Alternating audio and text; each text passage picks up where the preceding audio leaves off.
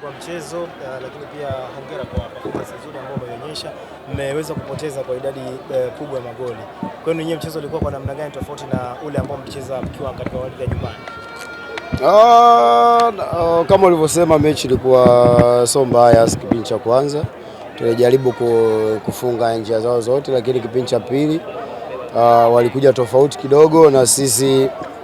Kosa moja ambalo nimeifanya, mpira walipata nafasi ya kupiga mpira nyuma mabeki cross goli. Ni makosa ambayo hatukujipanga vizuri.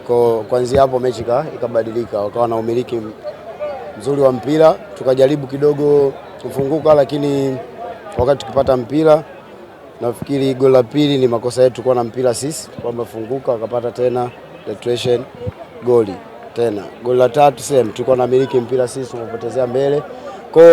Niseme kwa mechi walistahili kushinda kwa sababu makosa tumeyafanya wenyewe, makosa wengi ambao tuliruhusu kupata ile mipira ukimbia. Kama goli la tatu tulikuwa tukapoteza mpira mbele kwenye striker, shindwa kumiliki mpira vizuri, penetration pass Pacome kakimbia kaenda kwa sababu tulifunguka. Niseme wapongeze Yanga, wametumia makosa yetu na wamepata ushindi. Tukitarajia kama hata tukifungwa tusifungwe magoli mengi ya hivi kwenye mpango wetu. Ilikuwa mpango ni kupata pointi moja, ikiwezekana tupate ushindi. Tumeshindwa kupata, tunaendelea kupambana.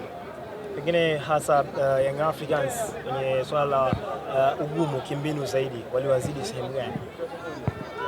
Nafikiri kawaida Yanga leo walikuja na style tofauti. Walikuwa hawana striker, pase walikuwa na force number 9. Walikuwa wanafanya movement nyingi sana.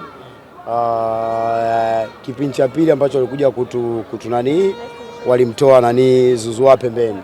Kwa yeye hata kama timu yeye arudi kukaba na kuwa pembeni peke yake, ndio alituletea matatizo zaidi. Nafikiri ilikuwa tunachelewa kwenye matukio tofauti na kipindi cha kwanza, tulikuwa tumefunguka kidogo. Hicho ndio kikubwa ambacho tulikifanya. Shukrani sana.